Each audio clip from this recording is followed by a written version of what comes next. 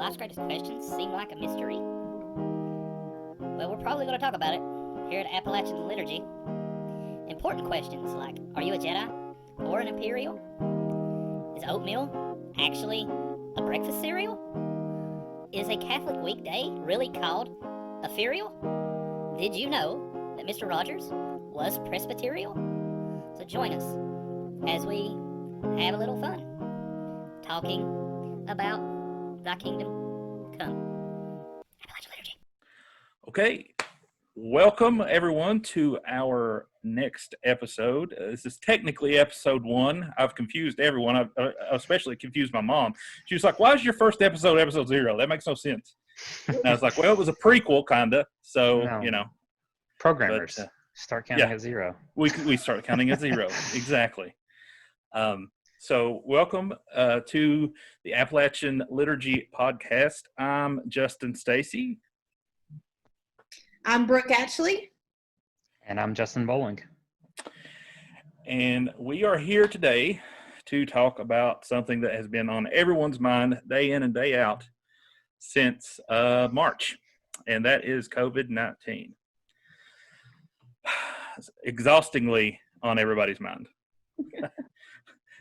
I think everybody's over it by now, but we can't be, unfortunately. So I guess to start us off, let's talk about, maybe some ways that COVID has affected us personally. Brooke, do you want to go? Sure. I think personally, there's not an aspect of my life that hasn't been impacted by COVID, whether it's family or work, ministry, watching people and walking with them as they struggle with the anxiety of that. I mean, I run a ministry center, and every single thing that we do has changed. The way we do every single thing that we have done for years has had to change. It seems trivial, but family outings canceled and not being able to gather with the folks that we care about, I think is doing it. A college friend of mine just lost his brother this weekend to COVID in Knoxville. Oh, wow. And watching him struggle with that and not being able to be with him. As a pastor, we get the opportunity to be with people when they are going through death, when they are walking towards death, and when they are with loved ones that are walking towards death. And it has been devastating to watch folks do that without being by their loved one's side because of safety concerns. And then the grieving process is just so different because we can't gather. It's been tough. I mean, I think that the weight of all of that, and, we were talking about it this weekend, the way we shop has changed, the way we plan our week has changed. And let's face it, none of us like change. So everything, I just think everything has changed. Yeah, and I do wonder how many of these changes are going to be permanent. Right. Or even if they're not permanent, how long lasting? I mean, I know personally when all of this started back in March, I was like, okay, we're going to do this for a couple months. We're going to get this together. We'll have some semblance of normalcy, if you will. Mm-hmm. Figured that there'd be another wave in the fall, but, we would have had kind of a reprieve and could catch our breath. And I think for me, the last couple weeks watching the numbers climb here at home has just brought into focus that that's probably not going to change. I mean, our youngest, we took to her campus apartment yesterday. She's a Division I athlete, so they're bringing the athletes back on campus. And they are isolated to their dorm room, except walking to the cafeteria or crutching, in her case, since she just had surgery, to get food and come back. I mean, they're not, for 7 days, they are allowed 0 contact with anybody else. And wow. I wonder what kind of mental strain that's going to put on some of these folks. But they're having to do it to try to keep everybody safe. Yeah. Similarly, my father-in-law passed away near the end of May. And so Virginia was in phase 2 then, but it was a lot of the same things. It was unrelated to COVID, but still the effect that COVID had on the funeral process and the grieving process, like you mentioned, was just really difficult and not really something I'd ever experienced. So like none of his people he had worked with for 40 years and stuff like that were able to come to the funeral, which is not easy. Like these were some of his best friends and, you know, people he had known for many, many years. It was only family and only family at the, like, close family type thing was all that was allowed. And that's just not really something we're kind of programmed to do as humans. You know, that's not how we're made. We're made to, you know, grieve as a community and stuff like that. So, but I mean, there's obviously reasons why we're doing that. We want to not grieve for more people. So we have to do that, but it's difficult and it's odd and it's not something that we're used to. Unrelated to like the grieving stuff, like, the biggest shock right at first for me was a lot of school stuff because I have 3 kids. They were all in school, pre-K, kindergarten, and second grade. And so they're all very young, but trying to manage some of their virtual learning stuff when they all came home was something else. Definitely gives you an appreciation for teachers which I think I'd like to think that I already appreciated teachers because I have a lot of them in my family, but oh man, during that couple of weeks, I was 100% sure that teacher is not the vocation that God has called me to. So that's not a long-term thing that I could do, but yeah, like you said, everything's been touched by it. There's nothing really, there's no aspect of life you don't see it in. Yeah. I think as far as teachers is concerned, this has been proof that teachers are the most underpaid profession that there is, and they need a pay raise after all this mess. So for me, I guess not a lot has changed. You know, I'm working from home permanently, where I could have done that almost before. So, you know, I don't have the option to go to the office anymore. We did go through from March until June without seeing our families. Then, you know, come June, we decided, okay, it's time to break that and go ahead and give in. So I've seen my parents a few times. My wife has seen her family a few times. We do try to keep social distanced and things like that. I've seen my grandparents twice in the past month, and I kept a face mask and kept about 10 feet away. So, but it was one of those situations I really didn't want to, but I was my grandparents live right beside of my parents, and I was in to see my parents. So you really just can't, you know. There would be hard feelings if I didn't go see them. We are Appalachian, right? I mean, right. You cannot be that close. Right. You can't, you know, so, yeah, but, it hasn't, you know, drastically affected me really. I did cook more the first 2 months, and then I decided, you know what, takeout's safe enough. So I just do takeout now. But, yeah, it has, you know, I am definitely longing to do social gatherings again. Haven't been able to do any board game nights in forever, and that's been rough. But I changed my hobbies to music and doing a lot of that now. So, and that's been fun. I've really enjoyed it. Something you can do by yourself with people online. So, yeah, that's I guess how are your churches specifically? What stage are they in on reopening, and where are you on that? Well, the ministry center that I run is considered essential because of the services that we provide. So anything that was non-essential, we just closed. But we've altered the way we've done everything. As far as our churches, our United Methodist churches here, the United Methodist Church has structure to it. So we have districts, then we have conferences. And so for a while, our conferences we were shut down. The conference shut us down from top to bottom. We've since then started kind of opening some of our churches that had plans and protocols in place. And then as the numbers have risen, we are closing counties, churches by county.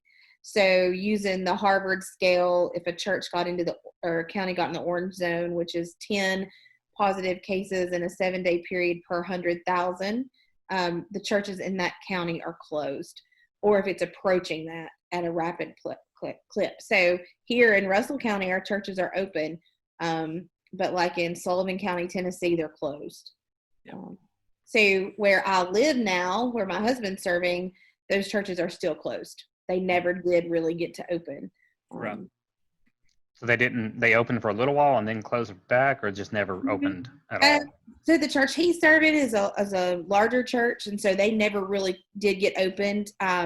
They were ready to open to outdoor worship, and the numbers just took a jump, and so that was closed down a few days before that. So they've not been in-person worship. But a lot of our other counties opened, the churches opened, and then have to close back. So that's been really hard. What about you, Bowling?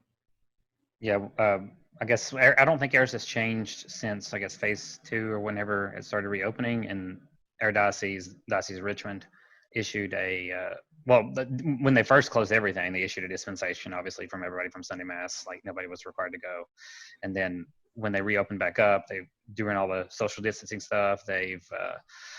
I'll get to the pews in a second, but they make sure everybody has to wear a mask while they're in Mass. All the other things besides Mass and like other like confession, sacraments like that are canceled still. So like Hayden was supposed to have First Communion this year, and the classes for that have still been canceled, and no ETA on when that's restarting back. Certain capacity doors are shut, and make sure everybody has masks. Everybody's screened to ask the basic questions about whether you've been around people, things like that. They have certain pews. I don't exactly understand the full methodology, but they have certain pews marked off so that like people kind of stay certain, I guess that's what it's for, just stay certain distance apart. Like they'll have a large family pew that takes up the whole pew. They'll have one that's like couples, and there's somebody on this side of the pew, somebody on the other side of the pew, and then somebody in the middle, the one in front, kind of keeping it 6 feet apart. I mean, it's seemed to work. I've never seen anybody throw a fit about a mask or anything like that, like try to fight back against it. So I don't think there's been a lot of pushback about it. They've also recommended, anybody who's high risk, anybody who's older, things like that, to stay home because there's no obligation to go. Right. Yeah.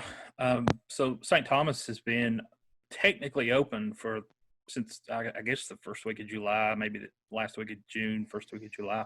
I haven't been back. I don't know when I'm going to go back, honestly, until I feel safe. And they are definitely not really motivating people to come to in-person worship. They have their Facebook Lives streams every Sunday. They actually do a lot of services now that they didn't do before, which I think has been a positive thing. They do a Tuesday morning prayer, a Thursday morning prayer. We do a Compline during our Episcopal class. So we're doing a lot, a lot more than what we were doing. So I think that's a positive change, and I hope that continues after the fact. But I can watch the service on Sunday, and I usually watch it at my leisure. I don't watch it during the time that it's going, because I've got back in the habit of sleeping late on Sunday. So I'm gonna have to break that eventually. But I do miss communion, and I will be able to partake communion next Monday. We are having an in-person class for Episcopal on the Eucharist, and we are going to be partaking communion with face masks and social distance, of course. But it's going to be instructed communion, and to teach us what the different elements, what the different theology in the Eucharist means. So I'm really looking forward to that, and it's going to be the first communion that I've partaken in since March. So it's been a long time. I've really missed communion. It's a big part of our tradition, and it's been tough, to do that. It is. We've, as a denomination, have made some allowances for some online kind of things, but I'm not a fan of that. And so I'm not either. As the preacher person, we haven't done that.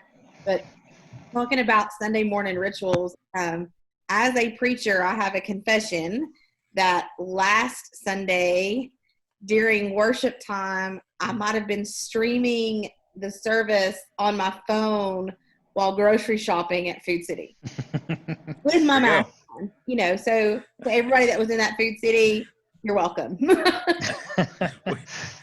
That could be a regular segment for us to confess something. That's pretty good. I don't think that's worth confession. That's an evangelization tactic. You're evangelizing. You're spreading the gospel. You know, I mean, I knew what was happening. I was there, you know.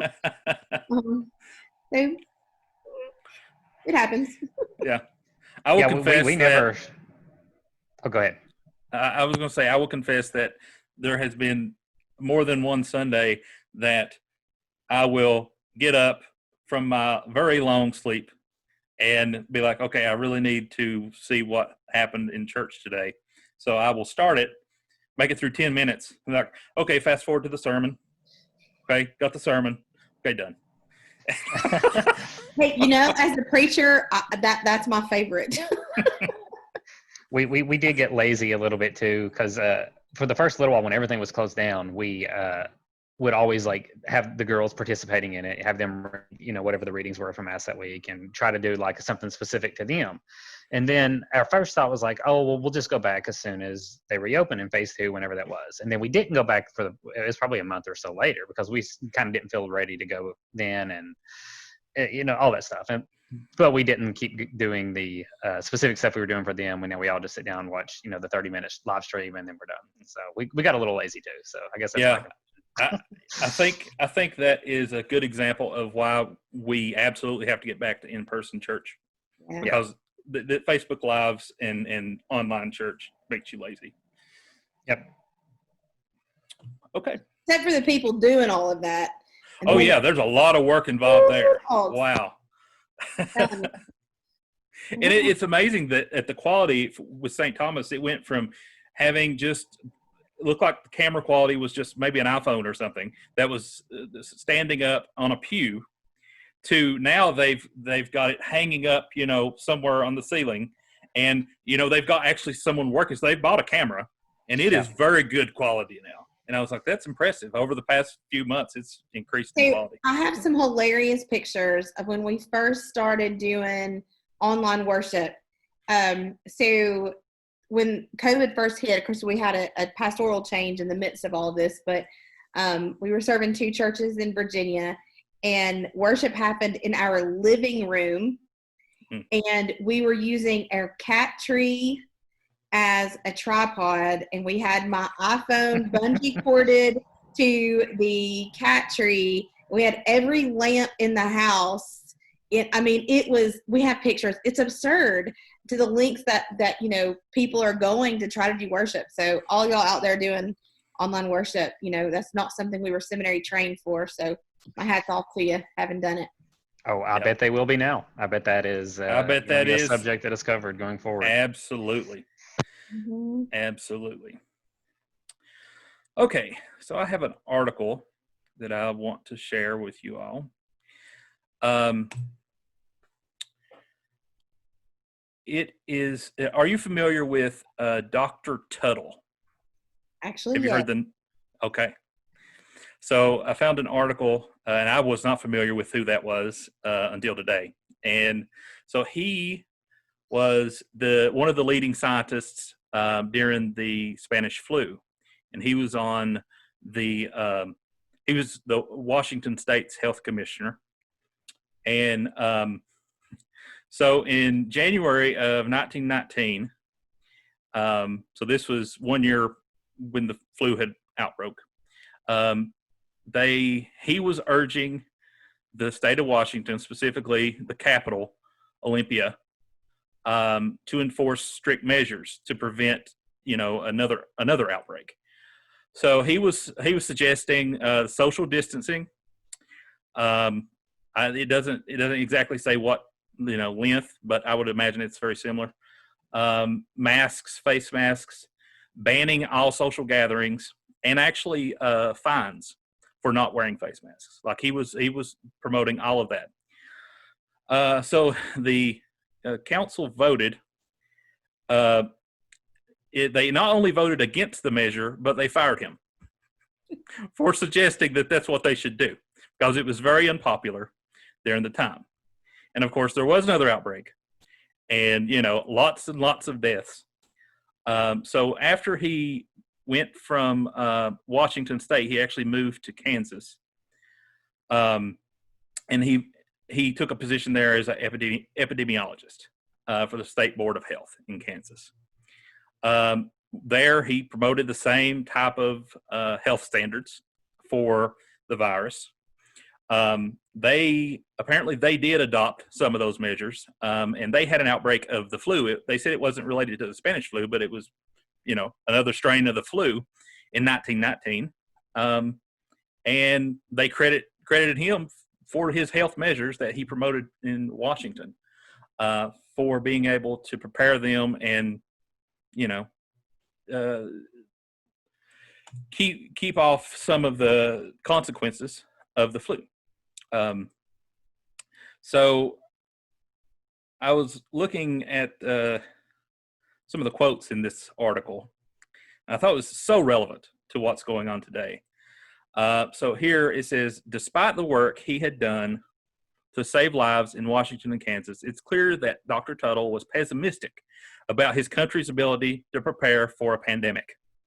As a matter of fact, this is a quote, as a matter of fact, we know about as little with regard to epidemiology and etiology of influenza today as we knew 2 years ago. And this was 2 years after the fact. He wrote in one report, and owing to the inclination of our government to provide the funds for operating only when sickness is present, and to absolutely cut off any support whatsoever for study and epidemiology of a disease after an epidemic has passed, renders it very probable that we will meet our next epidemic with little knowledge of the true nature of the disease as when we confronted the epidemic in the fall of 1918. Now, how prophetic is that? Yeah. And it goes on to say, in 2009, a group of researchers wrote a paper comparing existing CDC guidelines on managing pandemics to those developed during the Spanish flu. The paper noted that all the recommendations and measures from Dr. Tuttle promote encouraging the closure of public spaces, social distancing, are still relevant in the epidemics today. The report even cited findings from 1918 meeting with Dr. Tuttle before insisting on the draconian health measures that got him fired. One of the co-authors of the 2009 paper, Dr. Anthony Fauci. So I just thought that was really interesting, and very relevant to what we're going through today. And I mean, we just did not learn anything from it, apparently.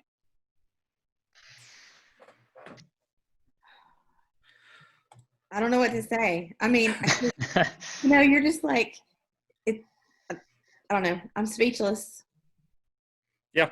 And to see that it was the same controversies, the same blowback, the same, public outcry of not wanting to do what needed to be done, him getting fired from a position and moving to another state. Like, it's just pretty much exactly what's going on now. And I don't know, I guess it's just the American way. We don't ever learn from our mistakes. I don't know. Like, I don't know how to translate it. It's discouraging, if nothing else. So I wonder, I've been thinking about the whole not learning from our mistakes, because we've had some close to pandemics or other situations, and we've got the history of the Spanish flu.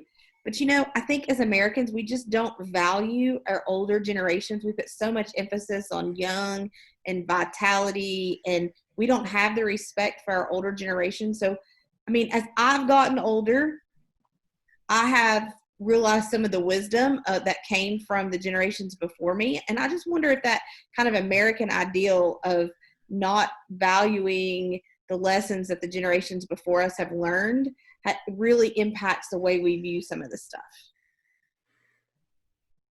That could very well be it. I have a theory that's similar, but it's not really like targeting older generations.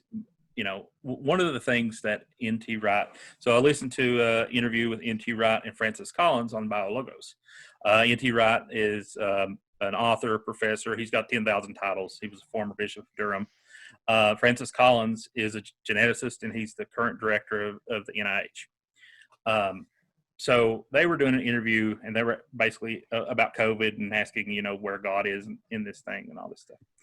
One of the points that N.T. Wright brought up was he thinks that America is very skeptical of science and educators in general. And he said he thinks that goes back to the Scopes monkey trial. And I think there's something there, that it really doesn't matter. Like if you're seen as an intellectual, an educator, or some kind of, you know, high title in science, then there is this culture to be very skeptical of that. I mean, any thoughts?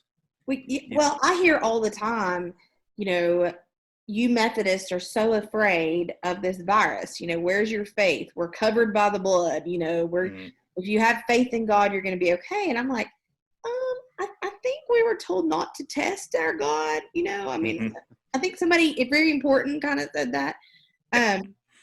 So I do think there's that kind of mentality. I also think that, you know, when you start pointing to science and statistics and stuff, you know, the other thing I hear back is, well, all that, you know, I think people they feel like you're talking down to them if you're trying to use an educated viewpoint. Yep. So, yeah. Go ahead. So I was just going to say, this is kind of it's definitely related, but it's unrelated to like Christian reasons as to why we would look down on science. But I was watching a documentary on the Civil War, post-Civil War. A lot of Northern people would come down to Southern states to basically take those positions as educators and professors and things to help rebuild the South, pretty much. But a lot of resentment, Southern resentment, stems from the Civil War, in that, you know, the South was destroyed and the North had to come and pick us up and help rebuild us. So there's a lot of resentment there, and it still stems.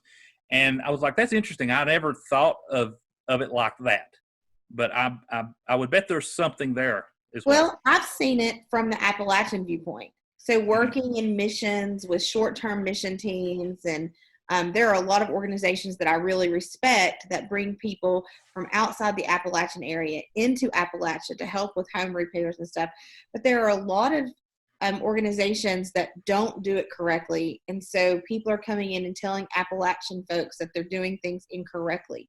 In one of the charges that we served, there was a state agricultural person who came. There was a property that was listed as a farm and that they had cattle. And he came and he said, you know, there's no way, this is too hilly. We know that cattle can't live on this kind of land. Well, this family had been farming cattle for generations, and they had to teach this person, you know, so there's this kind of, you know, just because you do things differently doesn't mean it's wrong. Right. But I think for generations, especially Appalachian folks, have been told the way they've done things is wrong. I mean, we get a lot of bad publicity for not being eco warriors or whatever, when, I mean, in reality, I don't know if y'all know many people who live in Appalachia, but we're kind of the original recycle, reduce, reuse folks, you know. I mean, how many of us have play the guessing game about butter tubs when we go to the refrigerator? Right. You know? So I mean, I think I think there is some of that in our culture right here where we're at.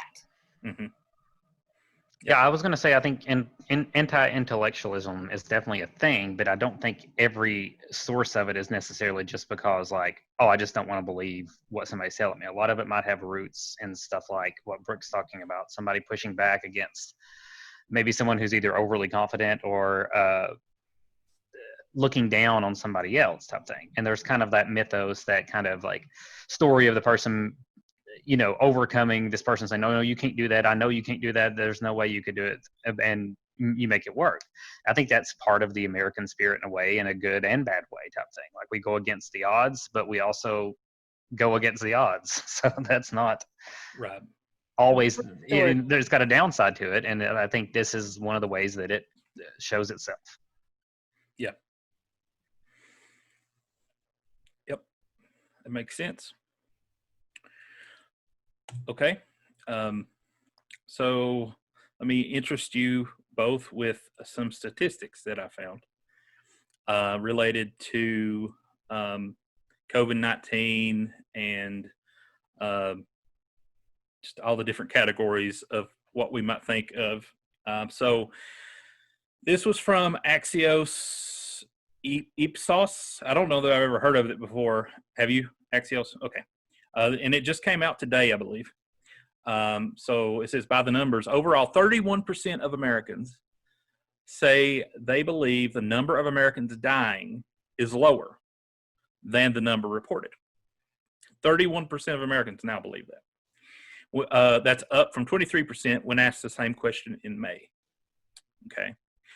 Of that percentage of those people polled, Republicans who say the death count is overinflated rose from 40% to 59%. Independents rose from 24% to 32%. And then Democrats went from 7% to 9%. So you can see how partisan this thing has got. I mean, it's insane that it's a partisan issue, but it clearly is. Breaking down even more, Fox News watchers say that deaths that are being overcounted rose from 44% to 62%. Other major networks, primary news sources, including local news, rose from 30% to 44%. Those who primarily get their news from CNN or NBC specifically, it says that number stayed the same. 72% say that they're prepared to maintain social distancing or self-quarantine for as long as it takes.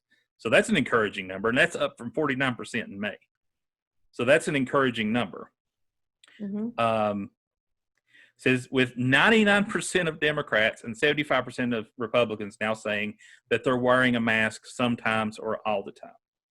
And I don't know exactly where they've got their data from, because I feel like it's not in our area. I was going to say, I'm not seeing it yet. Like I have seen an increase since Walmart and Food City, basically, and Dollar General now has got a stronger mandate on face masks. I'm seeing more, but like it probably went from 5% compliance to now 20%. Like it's still not that big of a thing in Russell County that I'm seeing for face mask wearing. I have a theory, and it's not one I don't think is going out too far on a limb, but it's that this is like almost anything else, in that people respond when it personally affects them. Mm-hmm. And so when your area starts getting hit worse, people start wearing masks more. I think that's true.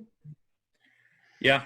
Yep. I think it's absolutely true. I mean, I have seen people just that I know personally on my social media that went from being, anti-mask at the beginning of this to now promoting masks, and, something changed, and it's either fear of catching it because our numbers are growing, or somebody they know personally has been, affected. So that changes you. So yeah, I think that's pretty standard across the board, that we all tend to be motivated to do the right thing when we are personally affected by it. Closer to us, yeah. That's a hard thing to overcome. Yeah, it is a hard thing to overcome. So yeah, that's generally the polling to kind of, I guess, prove that we have turned this thing into a political issue, as we do literally everything. Everything. Literally everything. I actually think, in a weird way, your earlier story is a little bit more optimistic about stuff like that, because it seems like people still had this problem, maybe in a less polarized age, 100 years ago. But no, I think there's definitely a lot of proof that we've turned it into a political issue. I remember seeing an article, I just found it from NPR as well, that was talking about even within the same political like hemisphere, that who you watch regularly can affect how you react to. And it compared two groups of people that watch Fox News, people that watch Hannity, and people that watch Tucker Carlson, and when the pandemic first began, because apparently Tucker Carlson was pretty unique at Fox News in that he was saying that there were dangers with it. And there was like a 30% increase between people who preferred Hannity versus people who preferred Carlson. So even like, within people of the same political belief, kind of these people you listen to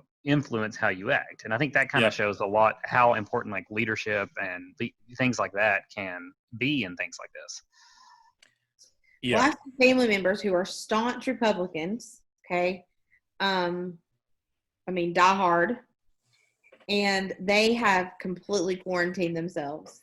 They, there's some underlying health issues in the family, but I think it's interesting because they would be the type of folks that I would expect to kind of thumb their nose at needing to wear a mask or doing any of that. And they've left the house to go vote and, to do drive-through kind of things and pickups. And they were starting to venture out a little bit before the numbers really started spiking, but it really kept it close to the vest, if you will. And I found that interesting. They said a lot of this is a hoax, and I've heard all the hoax thing. I think all it takes. I think as Americans, we love our conspiracy theories, right? We're all about the free press and let's prove that they're lying, and so all it takes is one person who seems credible to say, "Oh, all this is being made up," and then Katie bar the door. There's all the stuff going on, and that's not true. And they're swabbing people when they die from something else. And if they're COVID positive, it's going as a COVID death. It doesn't matter that they died of a heart attack. All of that. It's just. And I think we look for simplistic narratives too, and that's something that we shouldn't do. And the media obviously like headlines that are 4 or 5 words long that's going to explain it. And while even what you're saying, like obviously had a very partisan slant to it, did you see something like 80% of even Republicans were wearing masks, some or most of the time, or something like that? Yeah. So it was 75% or 75%. I don't know where I pulled that. Yeah. And, I think you're even seeing people at the national level that was, that was completely anti-mask, coming out recently saying that they're pro-mask and taking photos. Trump wore a mask. You made that way more convoluted than it needed to be. I think you're going to see people say, okay. I think folks who just are staunch supporters of whichever political party or political leader, they are going to do whatever that person says. It is blind allegiance. Yeah, and I think this maybe goes to the root of humanity, that we are made to really have a leader. We are meant to have a king. And that's, as Christians, we believe that we have a king. But instinctively, even though we have this American spirit that derives freedom and liberty and self interest and all this stuff, instinctively we still long for that leader. So we end up getting that leader in our minds, either the president or some news source or whatever. And once they say a certain thing, well, then that's gospel, and we're going to believe that. And I think we all do it because that is part of human nature, and we're built to be that way. And I think it's easy to make that your identity and kind of make an idol out of your political view. Put that above your love for Christ. And I think we have seen, or we've become a people who changing your opinion or changing your mind is seen as a sign of weakness. Yes. Instead of looking at it, weighing it out, and changing your mind because you're informed differently. And and that we see that, whether it's theological issues, political issues, or anything else, and it becomes, like you said, just an idol. I mean, we plant our flag and we ain't moving. Yep. Yeah, that's pretty much it. And infallible best, political views. The best way to create a new Protestant church is to change your mind on something. Absolutely. And then you've created a new church. That's why there's a Protestant church on every corner. Every and corner. Sometimes on both sides of the corner. Every flavor of one denomination. Yep. So it's insane. So one of the topics that was in the interview with N.T. Wright and Francis Collins, the main topic, I guess, was where is God in this pandemic, and what should our Christian response be to the pandemic? So before I give their response, do we want to take a stab at what we think where is God, and what is our response? Well, I mean, God is present, and I think God is heartbroken. I think God is heartbroken anytime his creation is troubled or pained. So I think that's in no way, shape, or form or fashion do I think this is some kind of reckoning or curse that God is put out on people. What I think the Christian response is, I mean, I think it's whatever is good for our neighbor. I think we've forgotten that, it's not about me. It's about what can I do for you.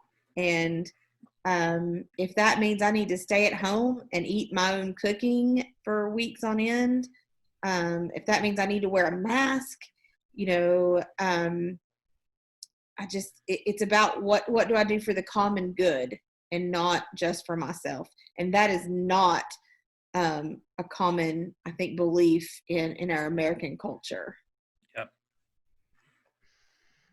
Yeah, I like that answer, that, God's here with us during bad times. Like, we may not be able to know the exact reason why something's happening because we don't see things from his point of view.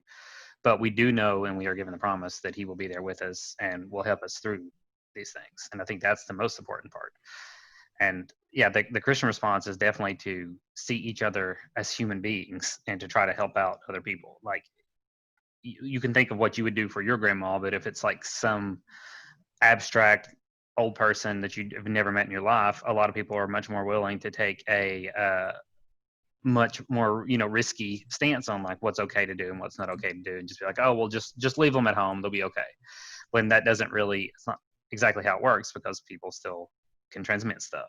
But yeah, and I even think from the opposite point of view, seeing people who are maybe having a hard time with it as humans and understanding why they might question some things. Like if somebody sees what maybe was a prediction early on and was stated as absolute fact with complete certainty about the number of deaths, and then the prediction changes, and then you're like, well, why didn't you believe me the first time, or something like that? And you can use that as a example for why they're not going to take you seriously on mask. We can meet them there and try to help them understand what's happening, rather than maybe calling them anti-science people or something like that, or jumping to the most negative view. We can instead look at what's the most charitable interpretation of where they're coming from. And I know that doesn't always work, but I think that's what we're called to do as Christians, is to still see people we disagree with as human beings. Mm-hmm. Yeah.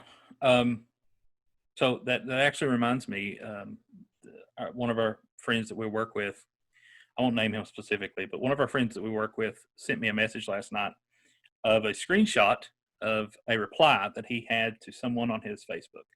And it was either an anti-mask post, or it was, I'm trying to remember exactly. It was either promoting a conspiracy theory or an anti-mask post or something.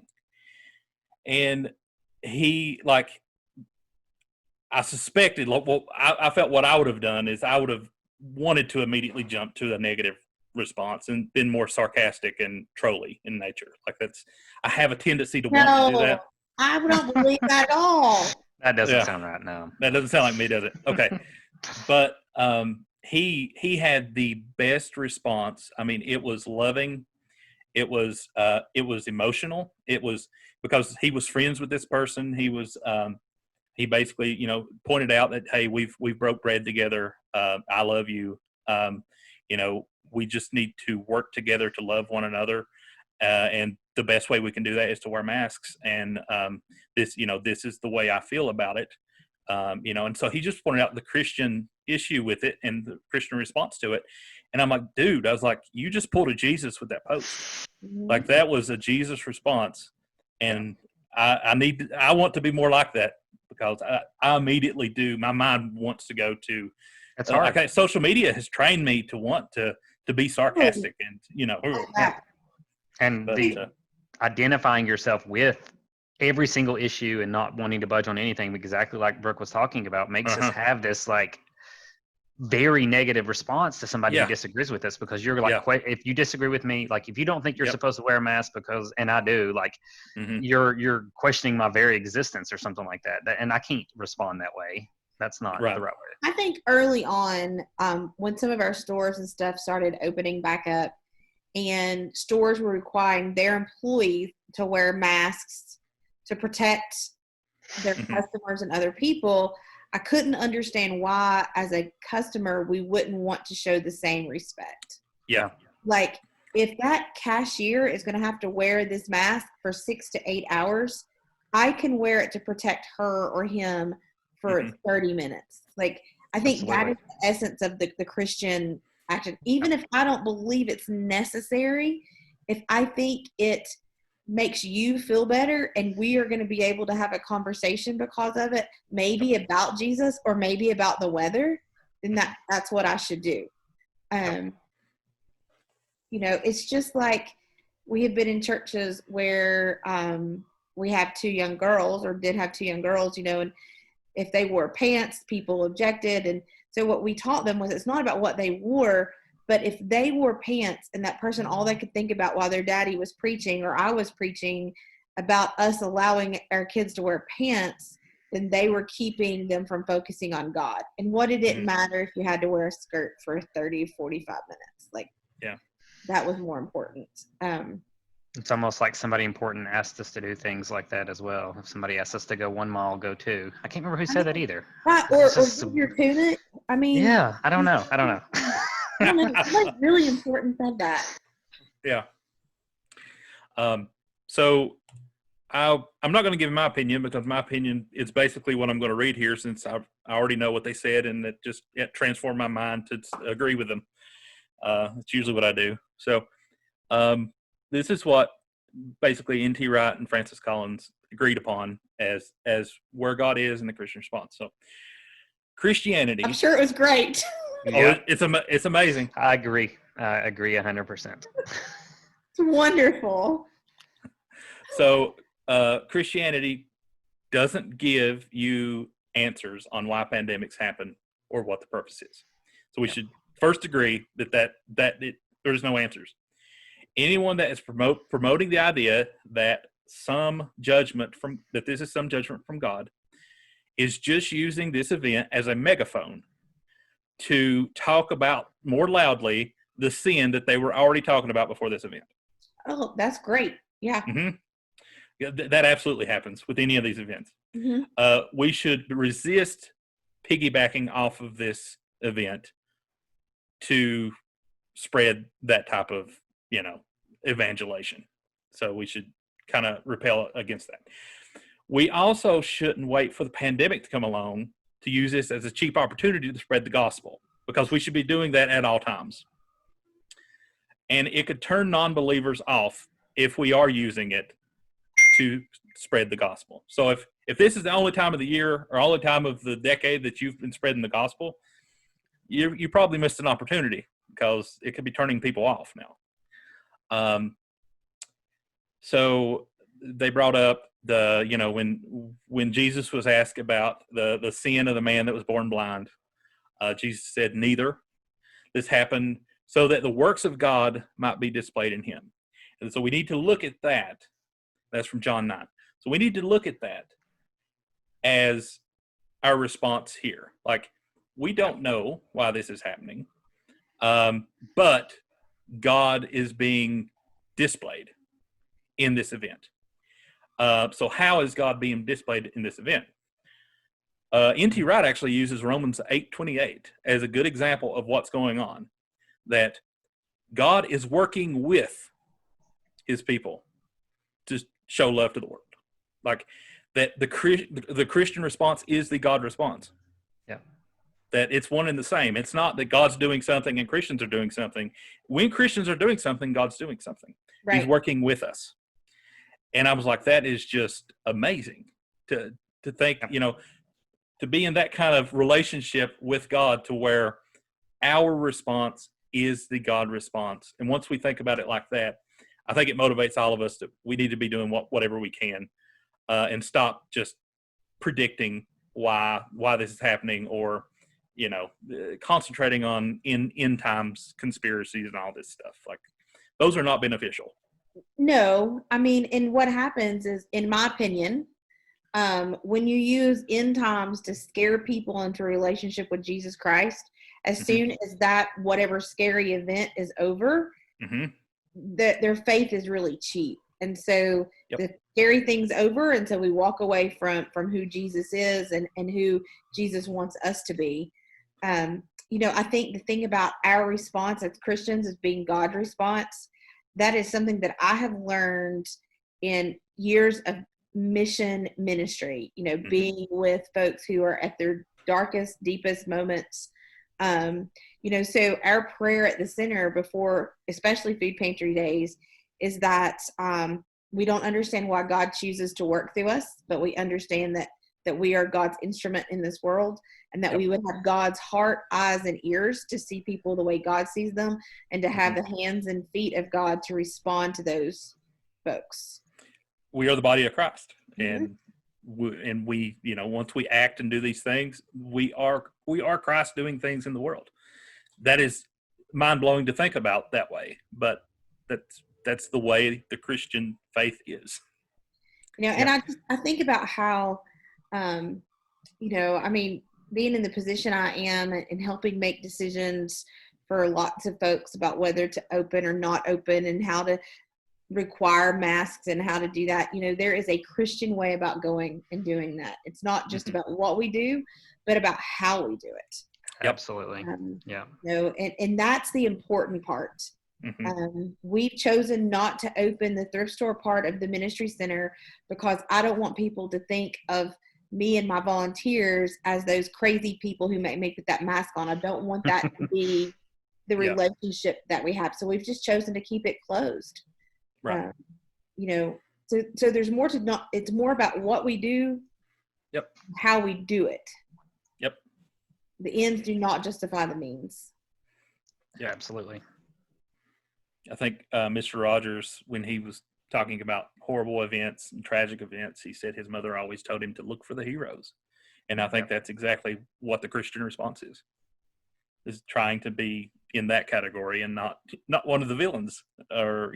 Yeah, and I think we forget that being a hero might mean that that your neighbor is older. So what can you do for that person? Can you share a roll of toilet paper? I mean, there was some ridiculous Christian action out there about toilet paper. There was. And so we are so not aware of other people, and we've boiled Christianity down to a fire insurance policy for ourselves, that we have forgotten that Christianity is a communal way of living. Yes. And that for me is sad.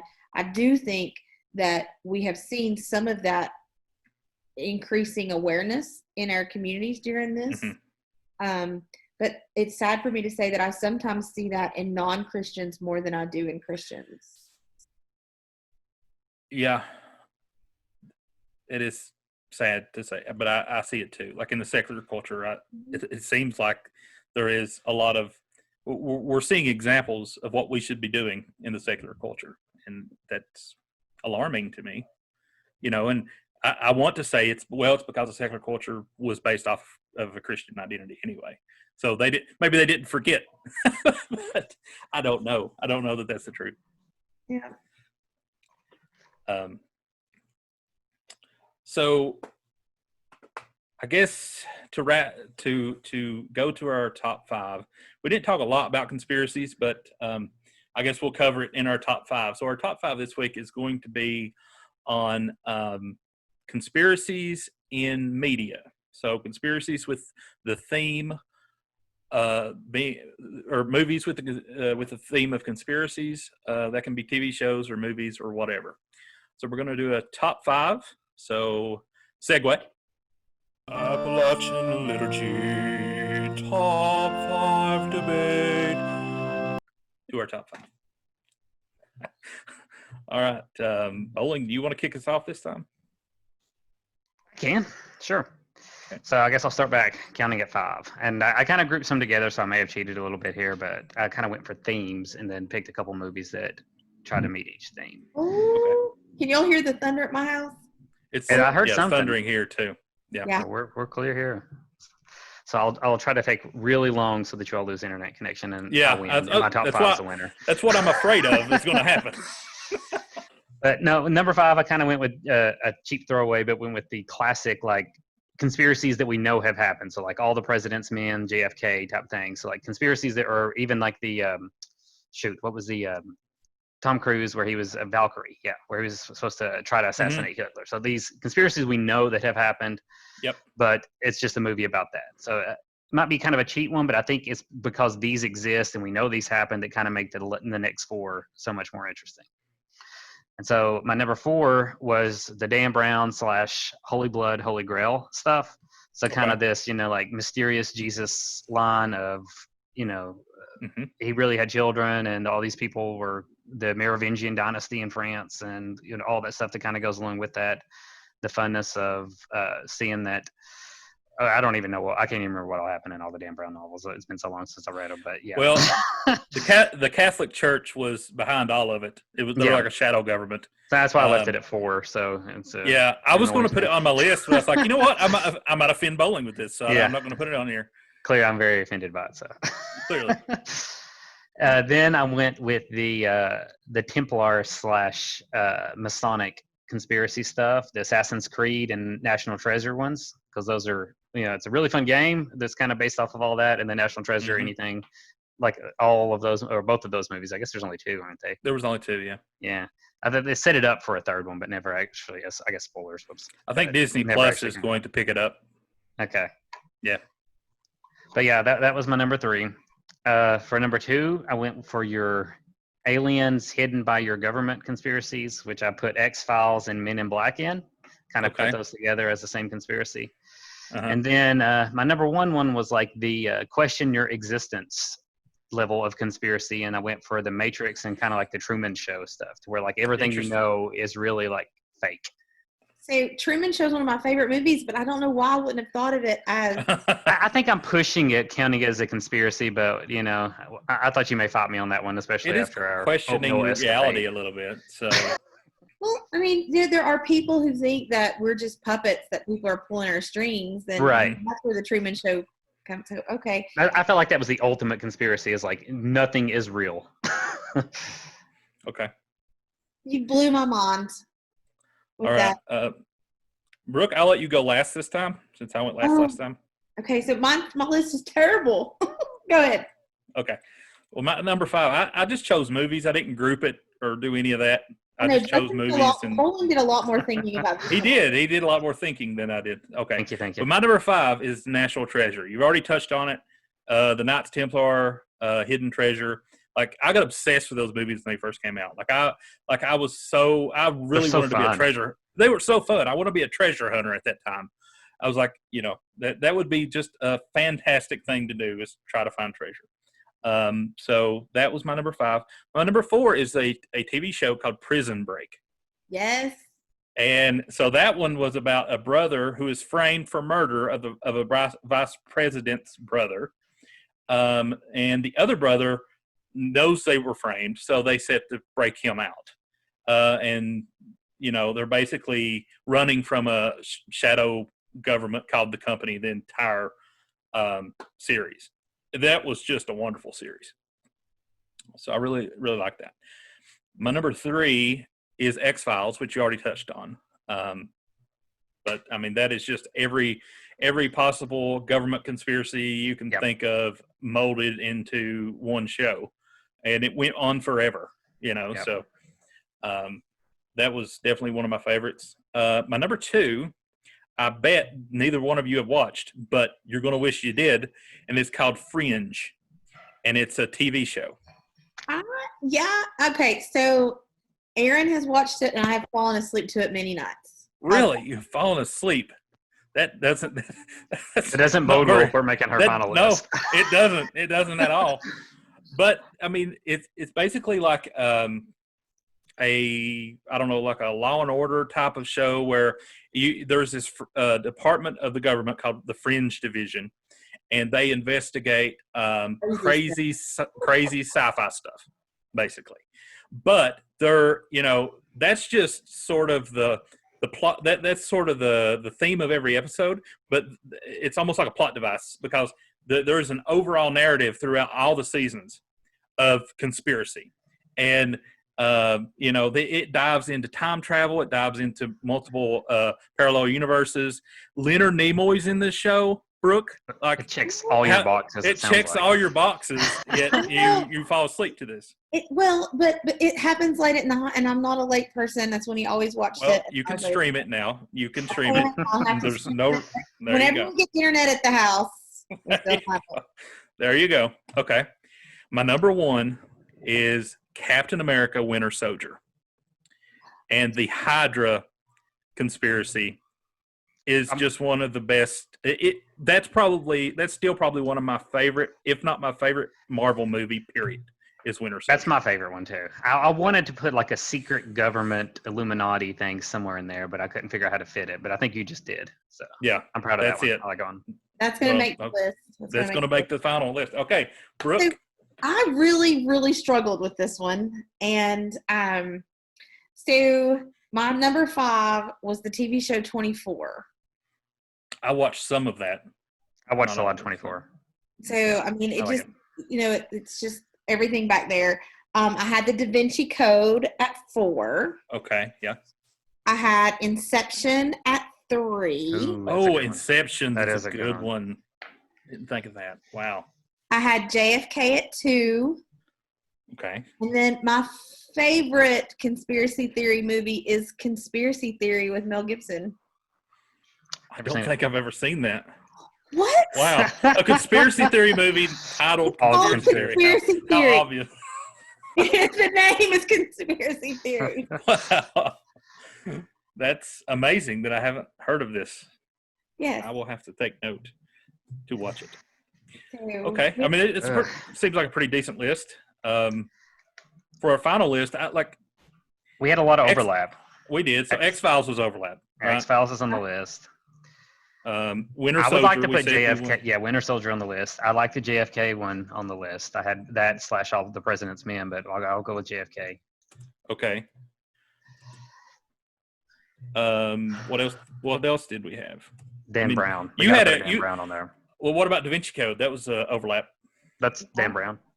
I know, but I'm just saying you had generic Dan Brown. That was a lot of things. That's books and movies and I everything. just said for else. the whole series, like because there's angels and demons and yeah, the whatever whole else. thing. I mean, Yeah. So we will do Da Vinci Code specifically because it was the most controversial when it came out. I remember like a lot of the Christian churches and stuff saying you should not go out and see this and boycott it and all this stuff. And then I remember our church, our local church, basically saying, if you want to go out and watch it. Like, just know it's fake, you know. So, okay. So that's 4. The 5th one, what did we have? I have to have a fight here. I feel like because I'm sure Brooke wants her conspiracy theory number 1 on the list, Oh, but neither one of us has seen it. I've not seen No. it. And we I both veto- had National I Treasure. veto that. National Treasure, yeah. Yeah, Ooh. So I think the cool thing about National Treasure is that no matter your age, you can kind of watch it and you Mhm. know something's going on. I mean, and then the Yeah. older you get and the more you watch it, you're like, ooh. What I love about National Treasure and any movie that's like National Treasure is that it's full of Easter eggs. So it's like, oh, you remember these things you learned in history? Well, we're going to have that in this movie, and it's going to bring you back to your history class. And Yeah. I just love it when movies do that. So, National Treasure, I guess, is the I'm consensus perfectly here. fine with that. Yeah. Yeah, and I think All right. we have to give an honorable mention to Truman Show. Okay. Yeah, I do completely hate leaving out like the Truman Show, Matrix, and Inception. That are all like literally everything you know. Inception is so good. Yeah. Yeah, we could do honorable mentions of Inception, Truman Show, I whatever else almost you want to throw on there. I would almost switch out the JFK one with those. Inception. Which or something. one? Inception's fine if you want to go Inception? individual, but it's up to. I mean, honestly, Up to the I've group. never watched the movie JFK. I know what it's about, obviously, but I don't. I've never watched it. So I'm really So- hoping that I have to go to work tomorrow and I can't like Sit here and watch all these. Yeah. So I'm okay with Inception as well. I love that movie. Okay. I feel like the JFK one's kind of like a lot of people's introduction to conspiracy theory. It's like your Joe Right. Rogan introduction to conspiracy theory 101 type thing. All right. So our list is X-Files, Inception, Winter Soldier, Da Vinci Code, and National Treasure. I That's like pretty it. good. I can live with Pretty that. good list. That's a pretty Yeah. good list. All right. Well, that will conclude our episode going on about COVID. But before we do, I think we need to remind everyone, as Christians, we are called to love our neighbor as ourselves. And the best way right now that we can love our neighbor as ourselves is by doing this. Mask it up, folks. Uh-oh. This doesn't work with the headset. Yeah, this is terrible with a headset. And maybe if you can't social distance, this is what you should do. Yeah. Right. Social distancing would be Social number distancing one. is best. Yeah, social distancing, number one. Yeah. But, a combination of both, I think, is your best bet if you have Yeah. to be out in public. So please go out and love and show God's grace to everyone. Peace be with you. Have a good one. All right. Good night. Bye, y'all. Hey, folks. Bet you thought that was the end of the episode. In fact, it's not. We have a fascinating discussion with Dr. Daniel Lewis, who recently recovered from COVID-19. So please stay tuned. All right. Welcome, Dr. Lewis, to the Appalachian Liturgy Podcast. I've been seeing a lot of your posts and a lot of your interviews lately, and I thought it would be a good opportunity to talk to you personally. So I thank you for giving some time. I think we would probably, if you're okay with this, do more of like a question and answer format. Absolutely. All right. So can you maybe give us just a little history, a brief history of what type of doctor you are and where you went to school and anything like that? Absolutely. So, and thanks for having me on. I appreciate it. I attended East Tennessee State University after I graduated from Hampton High School from 1996 to the year 2000 for undergrad. I went from there to the Quillen College of Medicine from ETSU from 2000 to 2004. I decided I want to specialize in family medicine, which is kind of a broad specialty that takes primary care that does care for really all ages. So I did a family medicine residency in a town called Greenwood, South Carolina, at a place called South Regional Healthcare from 2004 to 2007. While I was there, I thought I wanted to get a little extra specialized training in sports medicine. So I went from there and went to Wake Forest University and did a year of primary care sports medicine training. So I've been practicing family medicine and sports medicine since 2008 here in Greenville, Tennessee. Awesome. What practice are you with? I work with BioHealth Medical Associates, Family Medicine, Greenville West, which is Sweet. a mouthful. Yeah, that rolls off the tongue, doesn't it? Exactly. Oh, good deal. So the reason why you're on is you recently recovered from COVID. So we wanted to learn more about that experience and just, give your thoughts and your mental state, I guess, at this point of how you went through that. So in mid-March of 2020, I was really helping the hospital and their health system get prepared for what we thought would be the coming, COVID epidemic or pandemic at that time. So we were having a lot of meetings and a lot of discussions about COVID and how to get ready for that, how to prep our facilities, and so there were a lot of not a lot of in-person meetings, but a lot of conference calls and those things. But at that time, all the guidelines recommended groups of less than 10, but there weren't real strict guidelines about mask use or mask wear, and we weren't really for sure how prevalent the disease was or how easy it was spread. So I was in a small meeting with 3 other individuals about preparing for really our drive-through testing process, so how we would test individuals for COVID, how we would get those tests done when one of the members of the group began to have a little mild cough. And, in medicine, we kind of have dark humor anyway. So we're all like, so you got COVID, huh? He's like, oh no, I'm good, just allergies. But later that night, texted me and he had a fever and asked him to go get tested because I thought it was appropriate to do so. His test didn't return for about 9 days because we were early in the process where it was really taking a long time to get test results back. And about 9 days later, his test results came back that he was positive. And on day 10 from my exposure from that, I began to have symptoms. Wow. So that's how it all started. So yeah, one of the questions that I had was what type of safety measures was in place during that time in March. Mm-hmm. So it sounds like there wasn't a lot, like based on what we have now comparatively. Right. We were certainly trying to get within large groups. We were working within groups of 10 or less. We canceled a lot of our in-person meetings or doing a lot of things on the telephone. So we still weren't really suspicious, about having 2 or 3 people together in a room together. So, just had a conference call at work, and conference calls are if all 200 people are on the phone line, it gets choppy and interrupted. So we were trying just to group together, and there were just 4 of us in the office. But mask use was not really, a requirement at that point.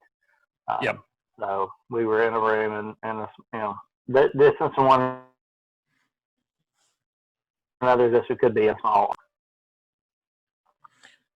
You broke up a little bit. Could you repeat that last statement? I was going to say, we were trying to, we were socially distancing from each other, but we were in 10 by 12 office space with 4 individuals. Right. So it was, we were within 6 feet probably. Yeah. So since we're talking about face masks or the lack of face masks in that, can you give us an opinion of like I'm at least seeing a lot of resistance to face masks. I don't know why, but like, what's your professional opinion on why are we seeing the resistance, and what can we do to change the mentality? I've been frustrated by the resistance that you see, and particularly the idea that you're taking away freedoms, or that I'm not having the choice that I should have in this country. I think, and this is one situation where kind of our American spirit that's been present since the Revolutionary War of I'll do what I want, and the British can't tax me, or the British can't do this, is really kind of working against us at this point, because we all have this idea that in this country we can do whatever we choose, no matter who it may harm or how it may come about. And we have other, in my opinion, this is a public health issue at this point, and we have other public health requirements. Restaurants won't let you into a restaurant without shirt, shoes, or pants. And people would think that's for modesty's sake, but that's for sanitation's sake. I mean, we wear pants because of sanitation and to prevent things from becoming contaminated. And this is just another situation where, to me, a mask is just an extension of that. So I don't understand the frustration, and I think part of it's that bigger part of it is the supposed lack of evidence of that quickly being whittled away.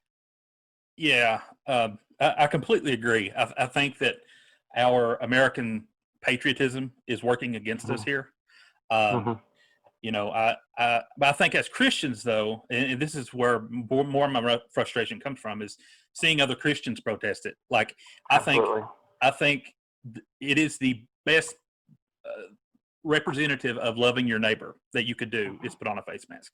Because I mean, studies show that a face mask helps your neighbor way more than you. Right, absolutely. And there are more studies that are showing benefit for the individual as well. Yes, this is completely a situation where we really are relying on each other's goodwill and the ability to protect one another. My mask is to protect you, and your mask is to protect me. not as much. And that's why I get so frustrated with people. This mask will not prevent COVID. No, it's not meant to do that. It's meant to prevent droplet spread from you to somebody else, Right. so that you don't Right. spread COVID. And you're relying on them to do the other. But Jesus says, love your neighbor as yourself. But yeah, in this case, we are truly failing at that. Absolutely. Absolutely. I've even heard people say that it's useless to wear a face mask because everyone's not doing it, and if everyone's not doing it, then it's not very effective. So let's no one do it. Like, that is such a terrible argument. Yes. Well, and one thing I saw pretty early quoted that would, I think, conveyed that, and I've tried to convey this message back and forth, is the evidence at that time suggested from an epidemiologic perspective that if 80% of the population would wear a face mask, so 4 out of 5 people, and you're right, it wouldn't be everyone, but if 4 out of 5 people would wear a face mask and follow the social distancing guidelines, then what we call the R0, or the infectivity of this virus, would go to less than 1. And what that means is that every individual that gets it will infect less than 1 person before it dies off in their body or whatever else. Right. The current infectivity rate is 2 to 3. And if we could get it to less than 1, if we could get 80% of the population to wear that mask, 1 out of 5 of us could still be stubborn and not wear it and do what we need to do, we could reduce this in the next month to where it would kind of peter out on its own and go away. But we haven't shown that tendency yet, or that love for another. Yeah. It's sad. I mean, it's sad the state that America's in on these issues. It really is. I'm just praying hard for our situation. So let's go back to your recovery process. What kind of treatments was used? So again, I got infected late in March. I went to the hospital early in April, and there wasn't a lot of great information about. We saw outbreaks and obviously pandemics in China and Italy, but there weren't a lot of information coming out about that. There were some talk about some medications like azithromycin and hydroxychloroquine. We tried those and used those, but they didn't seem to prove to be very beneficial. They didn't prevent me from going on the ventilator, for example. I didn't die. This is correct, so who knows? But they didn't seem to make a huge difference in the care. They talked some about what we call proning respiration, so we're returning on your stomach to help you get oxygen into your lungs. And we tried that a little bit, but not much. Honestly, the bed and situation I was in wasn't really set up for that real well. And so really my care was more supportive than anything else. They did use a medicine that's effective against rheumatoid arthritis to try to reduce the cytokine storm after I kind of really got bad and began to deteriorate while I was on the ventilator. And I do think that potentially had an effect. But, things have changed so much now over the last month and a half, as we've learned. Remdesivir, which is one of the medications that did show some effect, wasn't readily available whenever I was there. Ballad Health and other places are doing convalescent plasma, or taking plasma from people that have been infected with COVID and getting the antibodies out of that to give to other individuals so they could help fight it off. Those 2 things weren't really available to me when I was there. And then we're using a steroid, an old steroid called dexamethasone a lot now too, that really wasn't used. So I feel it's really more supportive, just kind of keep my body alive until the disease of the virus could run its course. Right. How long was that? How long were you in the hospital? How long was the recovery process? So I was in the hospital for a month, 31 days. From the time I went in till the time I got out of the hospital and went to the rehab facility. I was sick for 3 days before I went in the hospital, 4 days. I was ventilated on day 10. So day 10 of symptoms of days put me on the ventilator. I was on the ventilator for 10 days, so really about 20 days. And then my next 7 days, I was going through what we call ICU delirium, or the medications they'd used to help keep me on the ventilator and keep me sedated, so that I wouldn't fight against it, build up, and made me just kind of delirious and out of sorts for about a week. Mm-hmm. I would say during that week I really wasn't infectious or anything at that point, just recovering then from essentially the treatment. So about 3 weeks I was pretty sick, and I think dealing with the virus for about 3 weeks. Now, when was it that you started testing negative? So that was another part that was somewhat frustrating. So I was tested at the end of March, of course, and then they really didn't test me again while I was on the ventilator and all those things. I knew it was there. After the ICU delirium wore off, and after I was in about 4 weeks into it, they started trying to do tests at that point. And I continued to have positive tests. I probably had another 5 or 6 positive tests. They wanted to give me a medal because I think I had 12 or 14 swabs total. So, those things aren't fun. Doing it 14 times is not fun at all. But I had positive tests. I had probably, I'd say, 6 positive tests in a row. I then had a negative, had a couple more positives, and then 2 negatives finally before everything was over. And what we found is that, the viral particles remain in your body for a period of time. We don't really think they were infectious the whole time. Like I say, after I got out of the delirium after about 3 weeks, I think my infection was over. But the viral particles were still there. The virus was still kind of hanging out in my body, even if it was, all viruses aren't alive. I'll say they were dead or non-infectious. But the swab continued to pick those up. So it took another 10 days or more till I could do it. I was probably 45 days into it before I had 2 negative swabs. Wow. Actually, about 40. Yeah. And we now have some evidence that says some people can stay positive for 2 to 3 months potentially. As far as crazy. for the swab, yeah, it is. Yeah. The virus particles just hang around. So when you were released from the hospital, did you still have to self-quarantine at all, or were you good after that? So again, I got out of the hospital on May the 2nd, and then actually I'd been so debilitated from laying in the hospital bed and being on the ventilator for so long that I went to a rehab facility. So I spent another week there. And in the rehab facility, they did a couple more swabs. And one of those came back on like Wednesday, and it was negative. So they repeated it on Thursday, but the report didn't come back until Sunday. And they discharged me on Saturday because they were pretty sure I was fine at that point.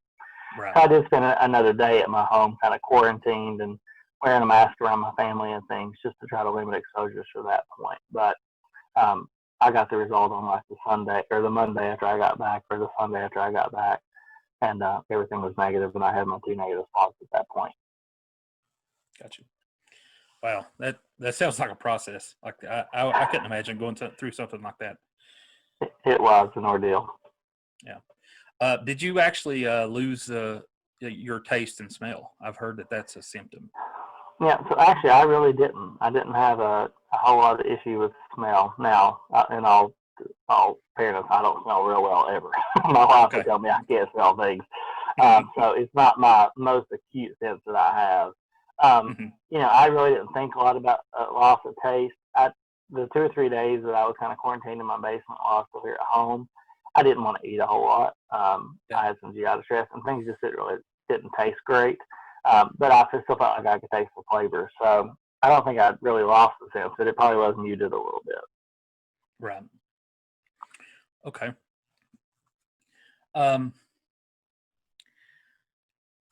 How do you respond to statements like COVID is no more dangerous than the flu?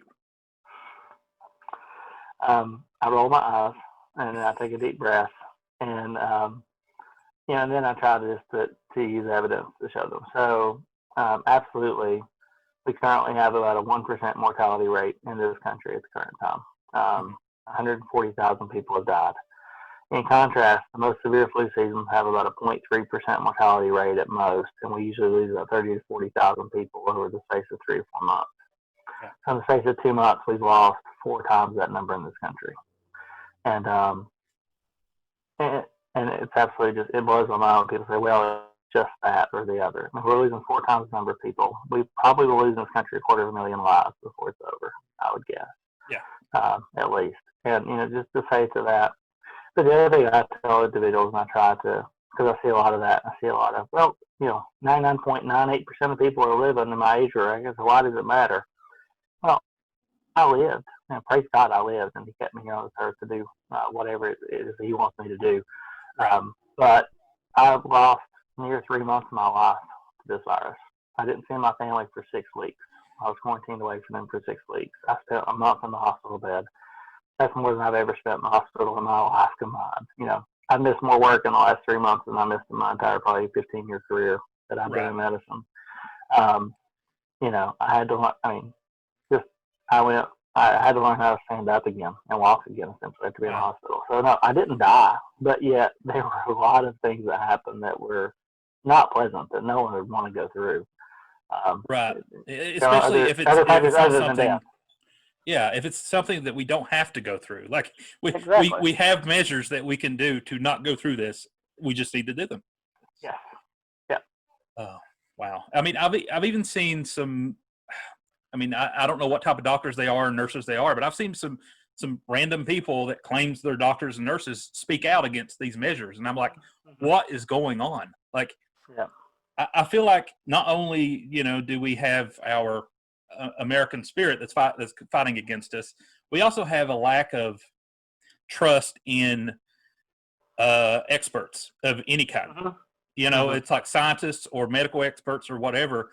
There seems to be a lack of trust there. I think That's that there dangerous. is.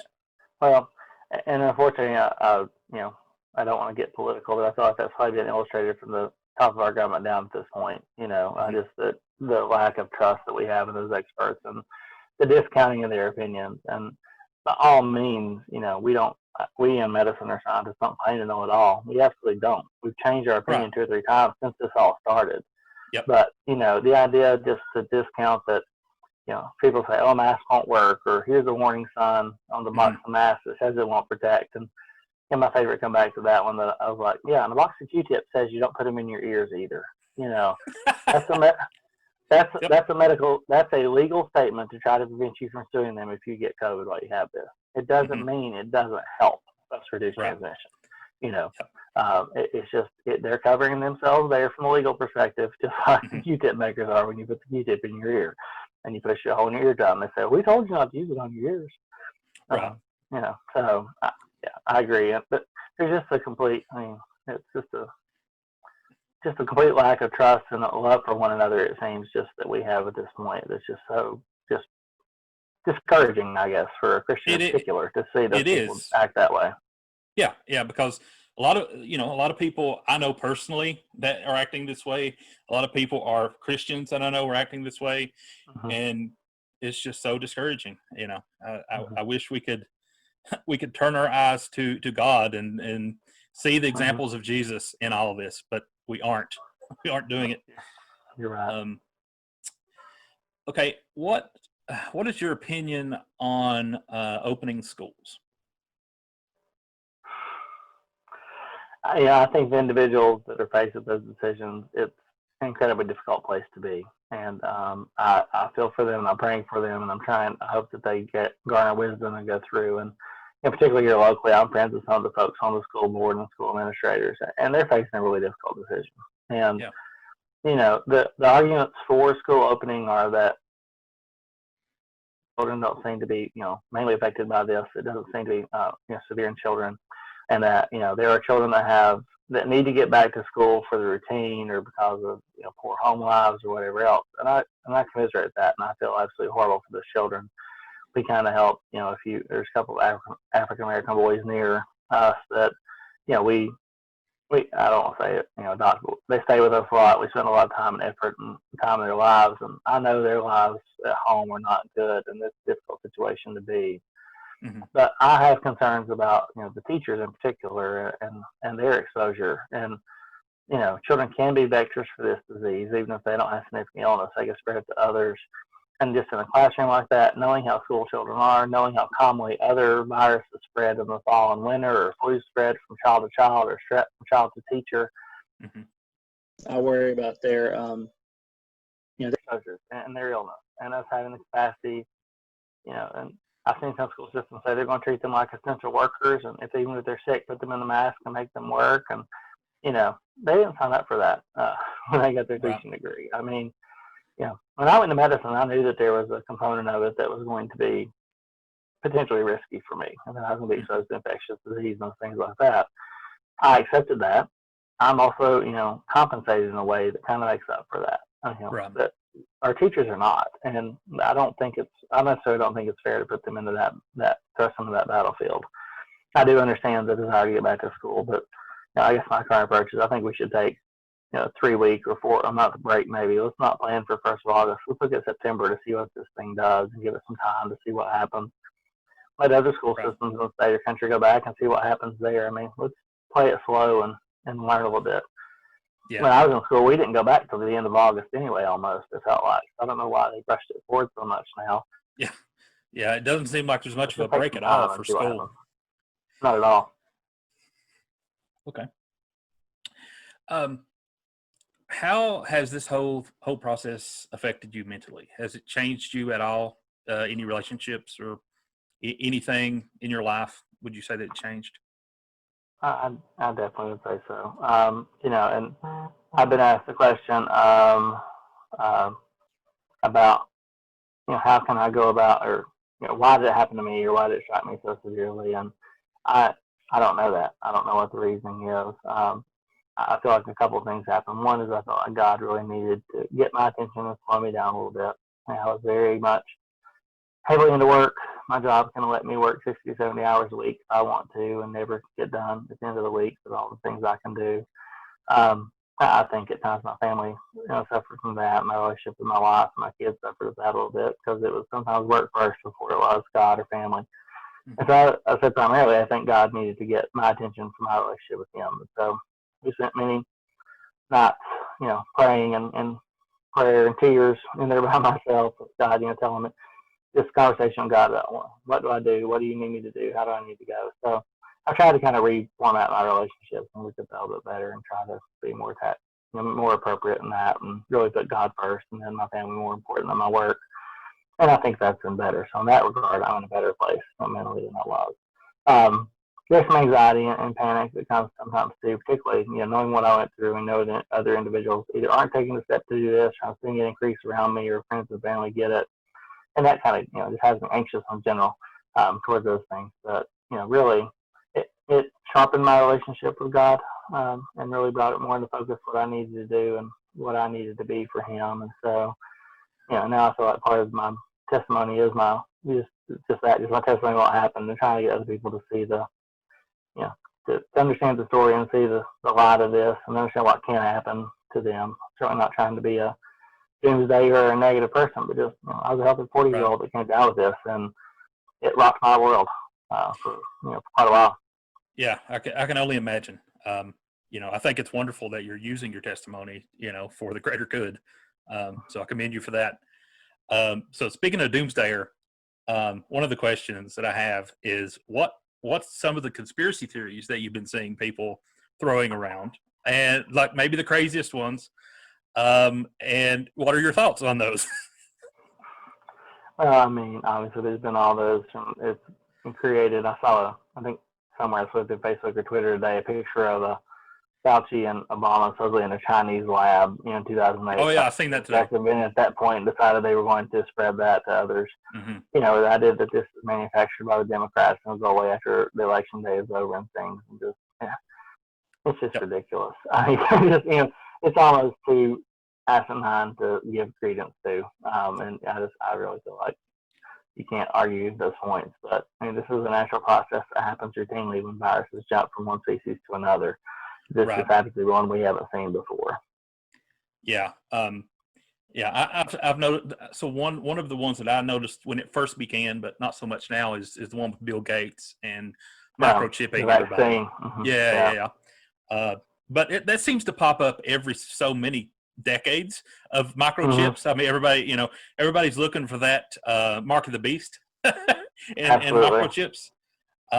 So I think one issue I believe that Christians have is that a lot of us, if we have an eschatological view that Revelation is still to be fulfilled and we're looking for signs, I think that's what happens is we end up looking for signs in everything that we do or everything that's going on.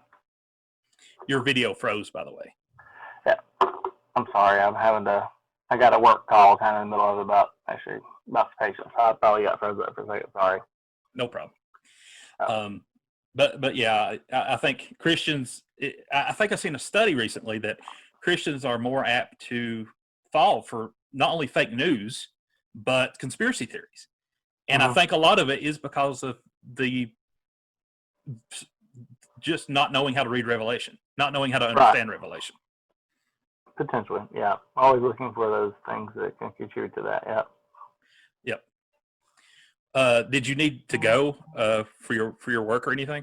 I don't want to hold you. No, you're fine. Let's talk a few minutes. I may have to get off and talk to one of my other positions, but let's keep going for a bit. I think anyway. Okay. 5 or 10 minutes. All right. Well, I only have just a few more questions. Oh, you're fine. So one is, where do you believe that God is in this pandemic? Or, well, I mean, you could say any pandemic or any horrible event, but in this Right. specific one, where is God? I think he's the same place he always is. He's there waiting for us to turn to him and seek him. I believe he's fully there. I believe that, much like the children of, maybe the Israelites when they were out coming out of Egypt and everywhere else, we aren't seeking him out, or we as a country aren't looking towards him, and so maybe he's letting us wander in the wilderness a little bit. But I saw some things earlier when we talked about the social distancing and things. We worship musicians and actors, so God took away the movies and the music, or we worship athletes, so God took away the athletics, and he's given us a chance to come back to him. And I think he's right there waiting on us, ready for us to be there.